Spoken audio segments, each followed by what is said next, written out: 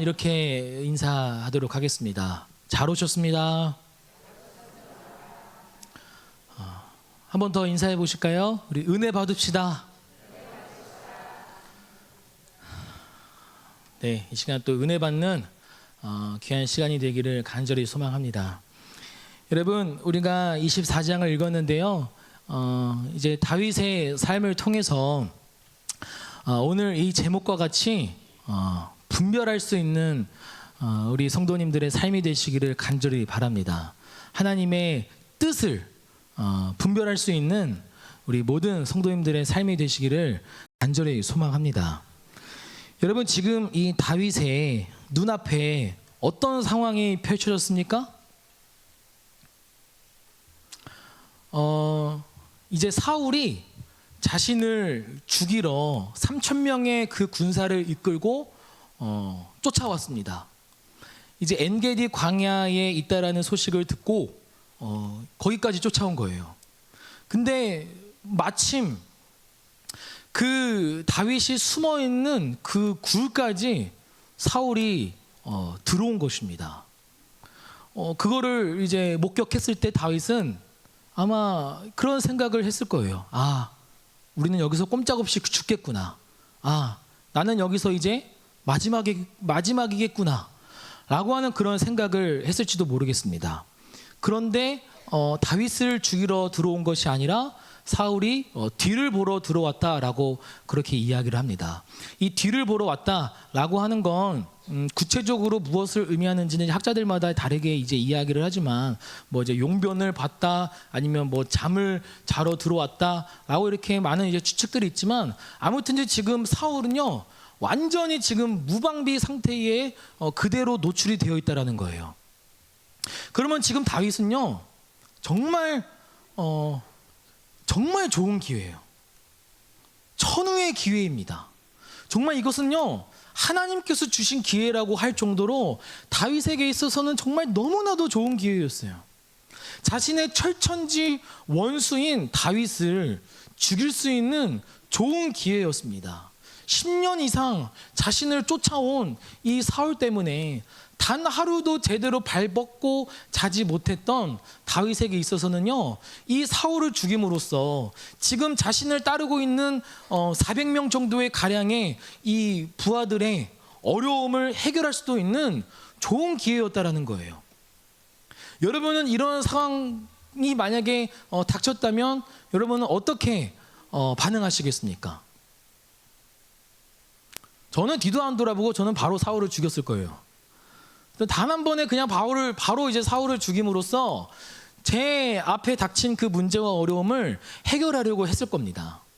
근데 여러분 본문을 보시면 다윗은 어떻게 반응했습니까? 이번 4절 말씀을 보시면 이 다윗의 사람들조차도 다윗에게 막 이렇게 이야기하는 거예요. 다윗이요 지금 이거 하나님께서 주신 좋은 기회입니다. 하나님께서 주신 겁니다. 그러니까 빨리 다윗을 죽여야 합니다 라고 하는 걸 지금 4절에서 이야기하는 겁니다. 다윗의 사람들이 이르되 보소서 여호와께서 당신에게 이르시기를 내가 원수를 내 손에 넘기리니 내 생각에 좋은 대로 그에게 행하라 하시더니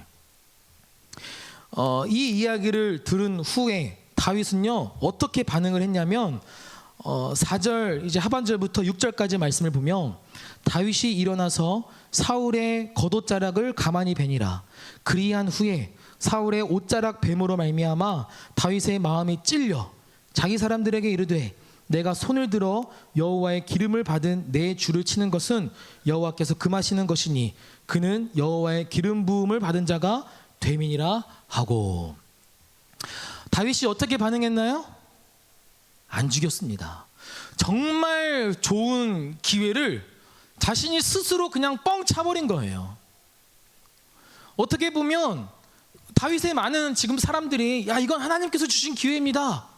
하나님이 주신 기회니까 빨리 하나님 뜻대로 행해야 합니다 라고 이야기를 했지만 다윗은요 그렇게 행하지 않았다라는 거예요. 여러분 오늘 이 다윗이 행했던 이와 같은 반응을 통해서 하나님의 뜻을 분별할 수 있는 그 방법과 원리에 대해서 한번 우리가 자세하게 좀 살펴보시기를 바랍니다. 여러분, 첫 번째로 우리가 하나님의 뜻을 분별해야 한다라고 할 때는요, 그 분별에 가장 우선시 되어야 하는 그 기준은 무엇이냐면 바로 하나님 말씀이어야 된다는 거예요. 하나님 말씀이 하나님의 그 뜻을 분별할 수 있는 가장 최우선의 기준이 되어야 된다는 것을 여러분 꼭 기억하시기를 바라요.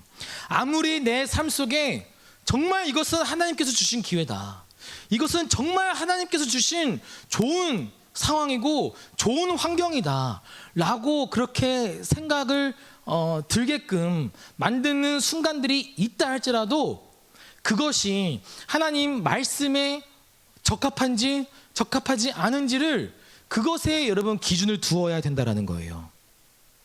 그러려면 여러분 우리가 무엇을 잘 알아야 합니까? 네, 하나님 말씀을 잘 알아야 돼요. 성경 말씀을 잘 알아야 됩니다. 하나님 말씀을 잘 알아야지만 무엇이 하나님의 뜻인지 아닌지를 우리가 분별할 수 있게 된다는 거예요. 하나님의 말씀을 모르면 그것이 하나님의 뜻인지 아닌지를 우리는 알 수 있는 길이 없다는 거예요. 하나님 말씀을 만약에 모르면 우리는 어떻게 반응할 수밖에 없을까요? 내 소견에 옳은 대로 행하며 살아갈 수밖에 없게 된다는 것입니다. 하나님의 말씀을 잘 알아야지만 하나님의 말씀이 무엇인지를 우리가 옳고 그름의 기준을 두기 때문에 말씀을 여러분 때로는 통독도 하셔야 하고 말씀에 또 묵상도 하셔야 하고 암송도 하셔야 하고 또 때로는 성경 공부를 통해서 하나님의 말씀에 그 기준이 분명하게 세워져 있어야 된다는 것을 꼭 기억하시기를 바라요. 그리고 여러분, 이 다윗의 반응 속에서 우리가 또 한 가지 깨달을 수 있는 중요한 그 원리가 무엇이냐면, 다윗은요, 여러분 사무엘상을 여러분 처음부터 끝까지 쭉 읽어보시면 다윗은요 늘 하나님께 물었던 사람이에요. 하나님께 늘 물으며 살았습니다. 하나님, 지금 적군이 쳐들어오는데 전쟁을 할까요 말까요? 그럼 전쟁을 해라 뭐 이렇게 라고 말씀하시면, 하나님 그러면은 어떻게 전쟁을 할까요? 저기로 갈까요? 뭐 여기로 갈까요? 이렇게 정말 자세하게 모든 것을 다 하나님의 그 응답을 받고 그렇게 인생을 살아갔던 사람이 다윗이었어요. 근데 여러분, 지금 이 정말 좋은 기회의 이 순간 속에서 다윗은 물어보지 않았습니다. 하나님, 지금 저 사울이 제 앞에 무방비 상태로 노출이 되어 있는데 하나님 저 사울을 죽일까요 말까요? 이렇게 지금 물어보지 않았다라는 거예요. 왜 물어보지 않았을까요?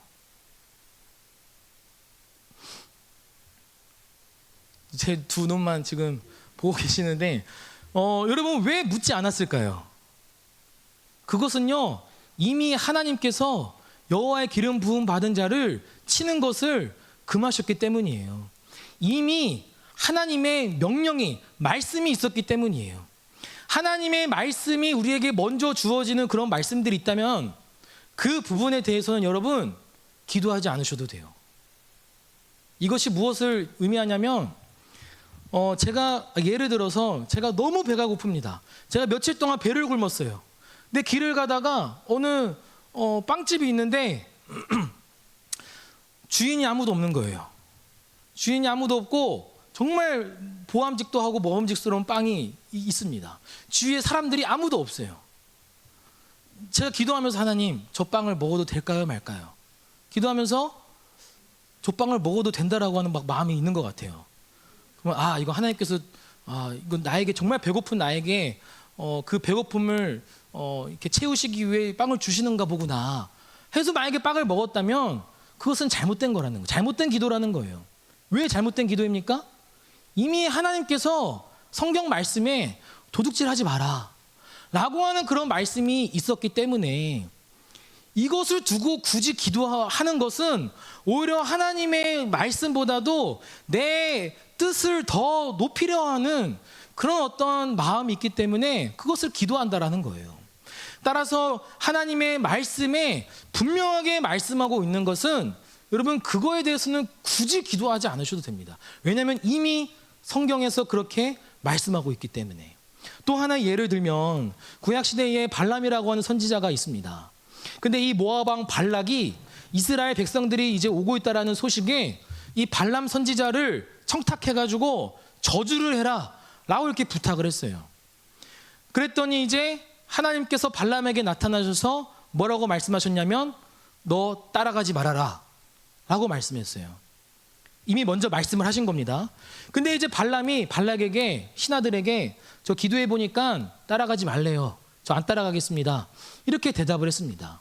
근데 그 발락의 신하들이 이 발람의 마음을 이제 움직이기 위해 더 많은 재물을, 더 높은 자리를 우리가 주겠다.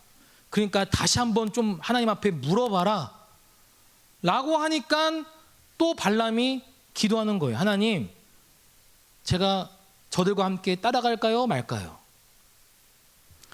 여러분, 발람이 분명히 하나님의 말씀이 어디에 있는지를 알았어요. 그들을 따라가지 않는 것이 하나님의 뜻인지를 분명하게 알았다고요. 근데 더 많은 재물, 더 높은 자리를 준다고 하니까 거기에 이제 마음이 혹해가지고 다시 하나님께 묻는 거예요. 여러분, 우리의 삶 속에서도 하나님의 말씀이 여러분 기준이 되시기를 바랍니다. 하나님의 말씀이 먼저 우리의 삶 속에서 그 뜻이 이루어지기를 간절히 소망합니다. 그리고 이 말씀이 그 하나님 말씀이 자기 자신이 이제 기준이 되어 살아가는 사람들이 있어요. 하나님 말씀의 기준을 두지 않고 자기 자신이 기준이 되어 살아가는 사람들이 있다라는 거예요. 그 사람들의 특징이 무엇이냐면 첫 번째로 자신에게 주어진 좋은 상황과 환경들이 다 하나님의 뜻이라고 이야기하는 사람들이에요. 다시 한번요. 하나님의 말씀에 기준을 두지 않고 자기 자신이 기준이 되어 살아가는 사람들은요, 항상 좋은 상황, 좋은 때, 좋은 환경, 이런 것들이 곧 하나님의 뜻이라고 생각을 하는 사람들이 있다라는 거예요. 물론 그것이 하나님의 뜻일 수가 있습니다. 하지만 그것이 항상 하나님의 뜻이는 경우는 아니라는 거예요. 그렇기 때문에 상황과 환경이 하나님의 그 뜻을 분별할 수 있는 기준을 두어서는 안 된다라는 것입니다. 여러분, 사울을 예로 한번 들어보겠습니다. 사무엘상 23장 7절의 말씀을 보시면 우리 한번 같이 읽어보도록 하겠습니다. 시작.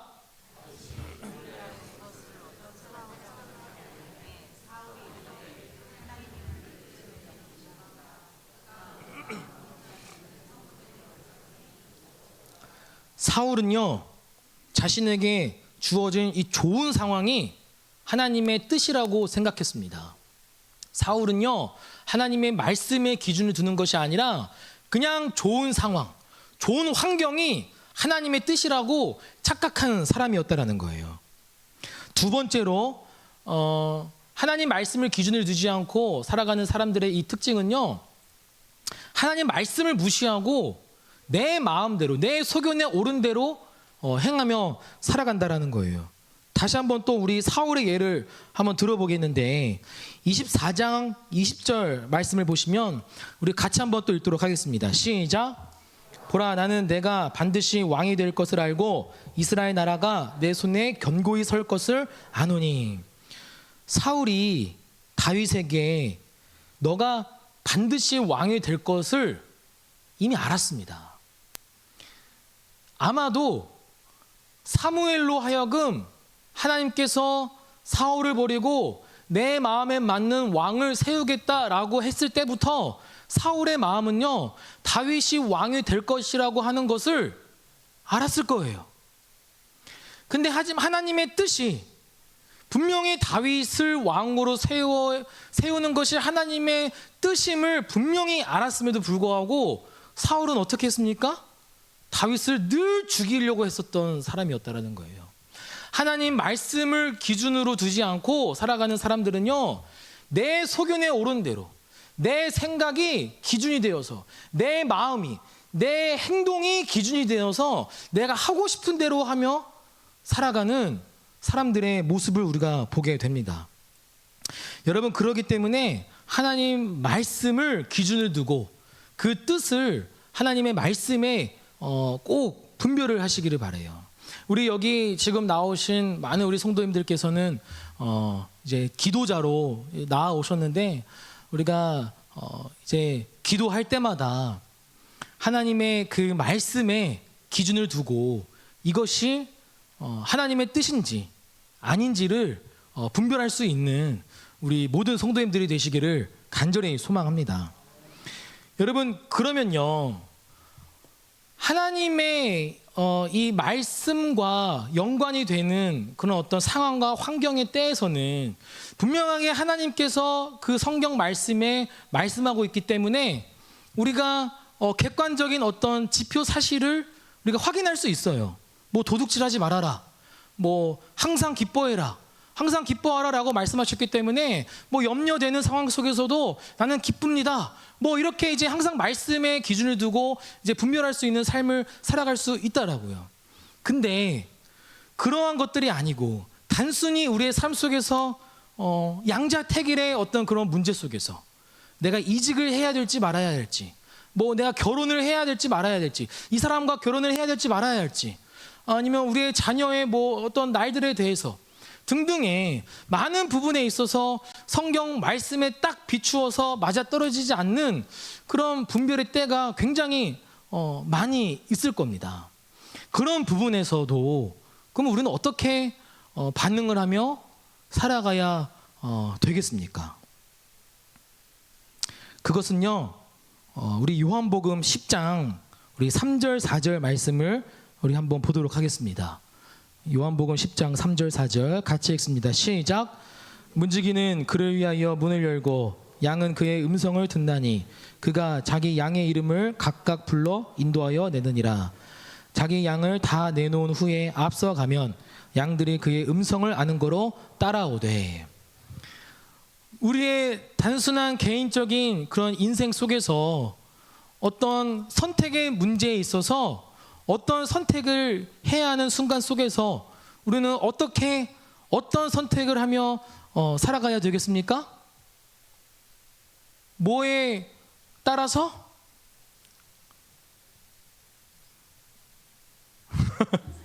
네, 음성.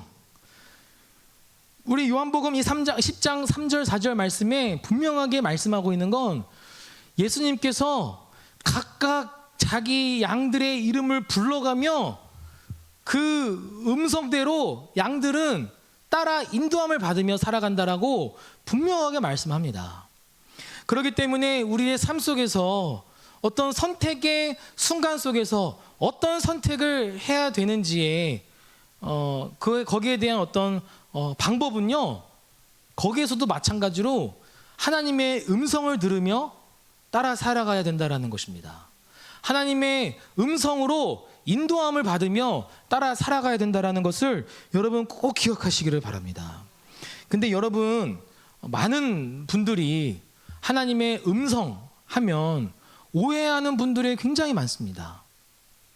왜 오해하냐면 하나님의 음성 하면 마치 그것이 굉장히 신비스럽고 또 그것이 굉장히 뭔가 이단스러운 어떤 그런 것이 이제 연상이 되어서 그런지 하나님의 음성을 듣는 것에 좀 거부 반응을 일으키는 사람들이 있을 수 있다는 거예요. 근데 여러분, 우리가 오해하면 안 되는 건 하나님의 음성은요, 분명하고도 정확한 성경적인 것입니다. 왜냐하면 우리가 이 요한복음에서도 분명하게 보았던 것처럼 양들은요, 하나님의 자녀들은요, 하나님의 음성을 듣고 인도함을 받으며 따라 살아간다라고 분명하게 말씀하기 때문입니다. 그러면 왜 이것이 하나님의 음성이 이단스럽고 신비스러운 그러한 어떤 것으로 착각하고 오해해서 그것이 부담이 되게끔 만드는 이유가 무엇이냐면 하나님의 음성을 듣는다라고 말하는 사람들의 생각과 행동과 말과 반응 때문에 그렇게 뭔가 잘못 생각을 하는 경우가 있다는 것입니다.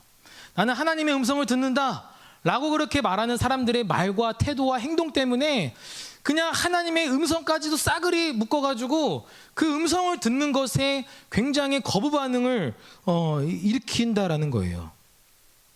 그리고 또 두 번째로 하나님의 음성하면 마치 내 귀에 실제적으로 육성으로 들리는 그 하나님의 음성으로 오해하여서 그것이 마치 너무나 좀 정말 신비스러운 이단인 것만 같은 그런 느낌이 들어서 그것을 또 오해하는 경우가 있다라고 하는 것입니다.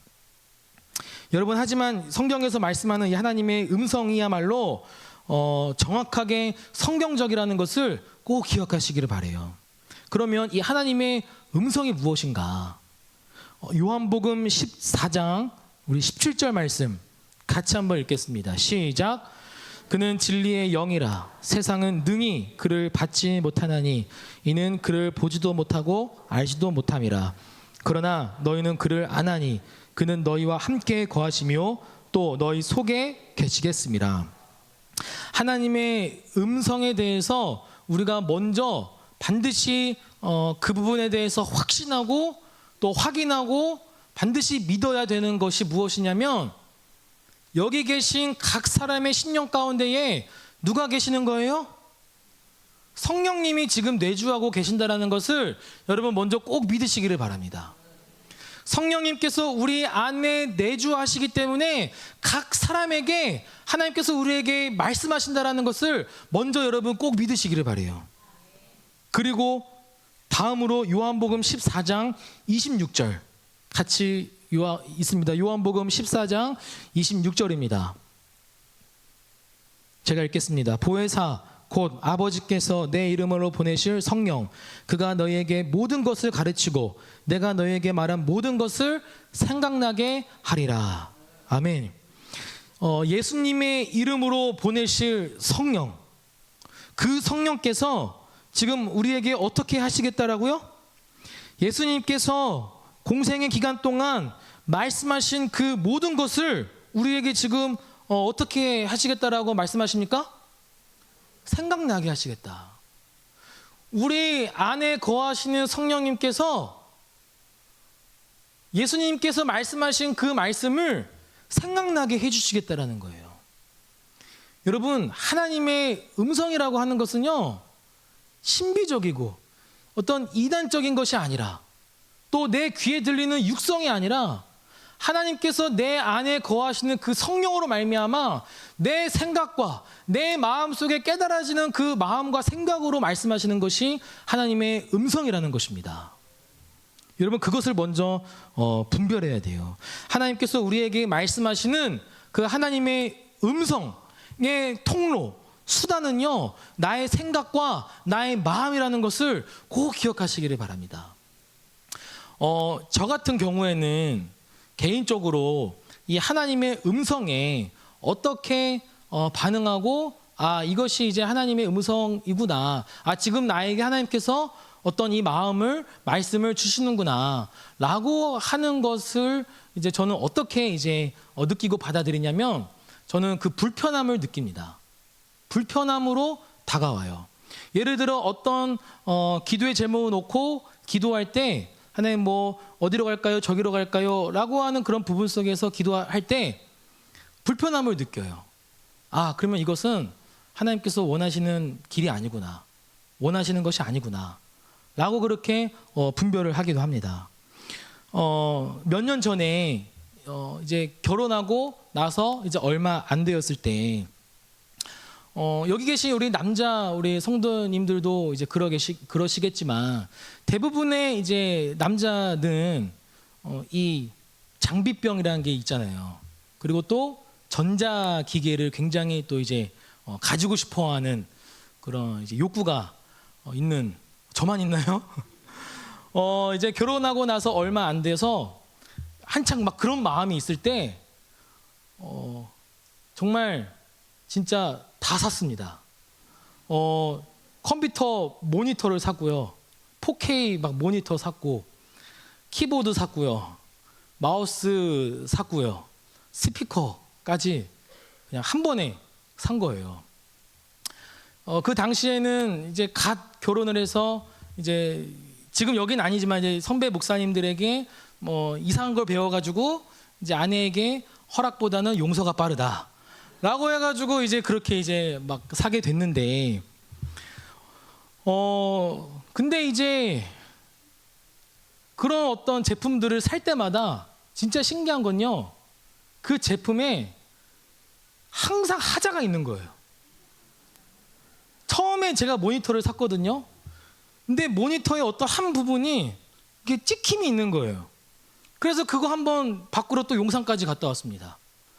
그리고 한번 또 이제 스피커를 샀는데 스피커에 또 하자가 있는 거예요. 또 반품 신청을 했습니다. 그리고 또 이제 키보드가 있는데 진짜 키보드에도 또 하자가 있는 거예요. 그래서 직접 그 또 판매처에 가가지고 또 이제 이렇게 교환을 한 적이 있어요. 마지막으로 이제 마우스 패드를 이제 그 택배사에서 이제 오고 있는 중에 제가 기도했어요. 하나님, 만약에 정말 이 마우스 패드까지 정말 어떤 문제가 있다면 이것은 정말 하나님께서 원하지 않으셨는데 제가 제 욕심에 눈이 멀어서 그 모든 제품을 다 산 걸로 그렇게 제가 깨닫고 제가 회개하겠습니다. 라고 그렇게 이제 기도하고 그 마우스 패드가 왔습니다. 여러분 어떻게 됐을까요? 그것도 하자가 있었습니다. 진짜 모든 문제가 다 하자가 있던 거예요. 그래서 그 당시 그 물건을 살 때마다 사실 제 마음에요, 불편함이 있었어요. 저는 근데 그 불편함이 아내에 대한 불편함인 줄 알았습니다. 미안해서, 미안한 마음 때문에 불편함이라고 생각을 했거든요. 근데 다시 제가 되돌이켜 보니까 이것은요, 하나님께서 주셨던 그런 음성이었던 것 같아요. 하나님께서 너 그거 사지 말아라, 그거 사면 안 된다 라고 하는 그런 음성이었던 것 같은데, 그거를 저는 무시하고 그냥 다 사고 나서 보니까 모든 제품들이 그냥 다 하나같이 하자가 있었던 그런 이제 제품이었다는 것입니다. 여러분, 이처럼 하나님의 우리가 음성을 듣는 것에 있어서 여러분 갈망하시기를 바라요. 왜냐하면 이것은 분명하게 성경적인 것이기 때문에 우리 안에 내주하시는 그 성령님께서 각 사람의 이름을 불러가며 우리를 인도하시는 분이시라는 것을 분명하게 말씀하고 있기 때문에 하나님의 여러분 음성을 듣고 여러분 분별하시기를 간절히 바랍니다. 여러분, 그러면 우리의 삶 속에서 그 음성을 듣지 못하는 이유가 무엇일까요?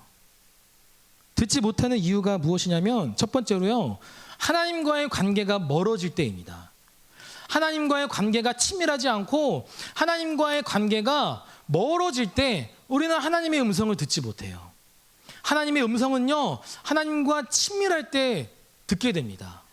하나님과의 관계가 서먹서먹하고 뭔가 어색하고 뭔가 아버지를 성령 하나님을 아버지라고 부르는 것이 괜히 뭔가 부끄럽고 그렇게 관계가 어색한 그런 관계 가운데에 하나님의 음성을 듣는다라고 했을 때에는 그것이 굉장히 듣기 어렵다라는 거예요. 두 번째로요, 우리의 삶 속에서 굉장히 바쁘고 분주할 때 음성을 듣지 못합니다. 너무나 바쁘고 분주한 나머지 하나님의 그 음성을 듣지 못하고 그냥 그 시간적으로 휙휙 지나갈 때가 많아요. 그럴 때 우리는 하나님의 음성을 들을 수 없습니다. 세 번째로요, 죄 때문에 우리는 하나님의 음성을 듣지 못합니다. 죄는요, 그것이 자그마한 죄라 할지라도 그 죄는 하나님과 나와의 관계 사이를 가로막는, 단절시키는 그런 어떤 요소로 작용하기 때문에 죄가 있으면 하나님의 음성을 듣지 못합니다. 또 그리고 네 번째로 마지막으로 훈련이 되어 있지 않기 때문이에요. 이것이 굉장히 이제 중요한 이제 사항인데, 여러분, 갓난아기가 말을 할 수 있게 되는 그 분명한 이유는요, 엄마 뱃속에 있을 때부터 부모의 음성을 듣기 때문이에요. 부모의 음성을 듣는 것에서부터 시작하여서 점차 엄마 아빠 이렇게 이제 말을 할 수 있는 것과 같이 신앙생활도 마찬가지로 여러분 보통 신앙생활 시작하면 뭐부터 시작합니까? 말하는 기도부터 시작해요. 그러니까 듣지를 못하는 거예요. 말부터 시작하니까 듣는 것에 익숙하지 않고 듣는 것에 어색하니까 하나님의 음성을 듣지 못한다라는 거예요. 그래서 여러분, 우리가 음성을 듣고 분별할 수 있어야 됩니다. 음성을 듣고 우리가 분별하려면 우리의 심령에 거하시는 성령님의 귀 기울이며 하나님의 그 음성에 우리가 반드시 분별할 수 있어야 된다는 것을 꼭 기억하시기를 바랍니다. 음성을 그리고 듣고 분별하려면 물론 성령님의 음성에 귀 기울여야 하고 성령님께서 내 안에 역사하시고 하나님께서 말씀하시는 분이시지만 또 다른 존재가 나의 생각과 나의 마음의 음성으로 이야기하는 존재가 있어요. 그것이 누구입니까? 사단입니다. 사단도 마찬가지로 영적인 존재이기 때문에 내 생각과 내 마음의 음성으로 이야기할 수도 있다는 거예요. 여러분, 베드로가 그것을 경험했습니다. 예수님의 그 죽음에 대해서 인간적인 방법으로 예수님 그렇게 하시면 안 됩니다. 그렇게 죽으면 안 됩니다. 라고 이야기하니까 예수님께서 뭐라고 말씀하십니까?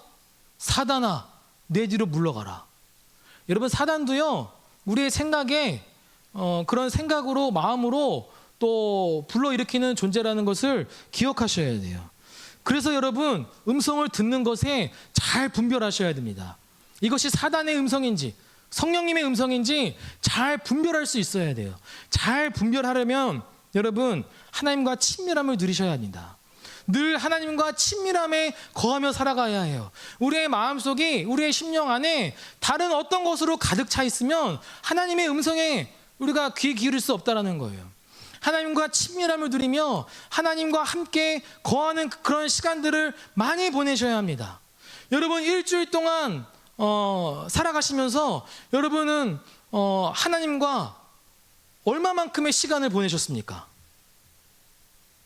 얼마만큼의 하나님과 동행하는 그런 시간을 가지셨습니까? 얼마만큼 그 시간을 딱 떼어서 이 시간만큼은 내가 하나님의 것입니다 라고 시간의 11조를 하나님께 드리셨습니까? 여러분, 하나님과 함께 보내는 시간이 많아야지만 많으면 많을수록 더욱더 하나님의 그 음성에 귀 기울이며 그 음성에 잘 분별할 수 있다는 것을 꼭 기억하시기를 바라요.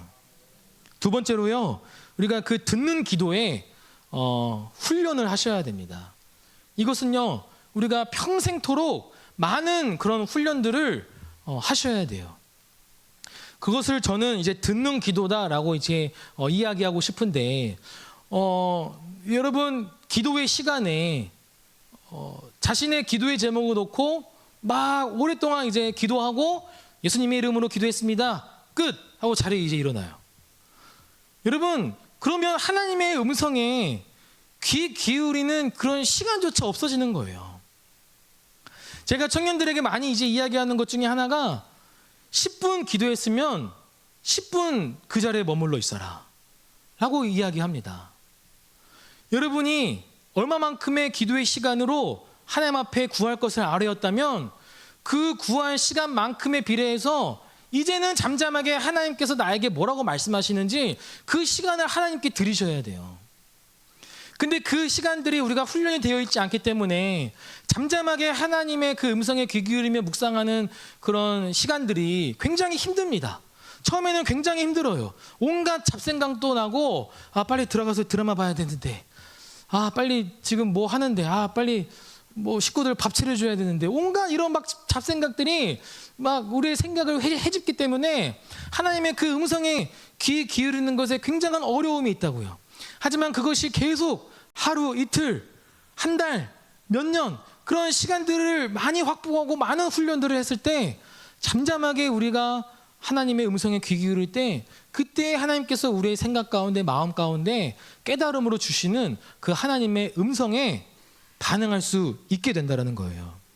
여러분, 예를 들어 하나 보겠습니다. 라디오 방송국, 우리가 이제 요즘에는 라디오를 사실 잘 많이 듣진 않지만 우리가 어떤 주파수의 라디오를 내가 듣는다라고 했을 때 내가 원하는 주파수의 채널을 맞춰야지만 그 내가 원하는 라디오 방송을 들을 수 있습니다. 근데 만약에 내가 원하는 라디오 방송의 주파수를 딴 데다 맞추고 딴 데다 맞춘다면 그 라디오 방송을 들을 수가 없어요. 근데 그 라디오 방송을 내가 못 듣는다고 해서 저 라디오 방송국으로부터 신호가 끊긴 걸까요? 아니겠죠.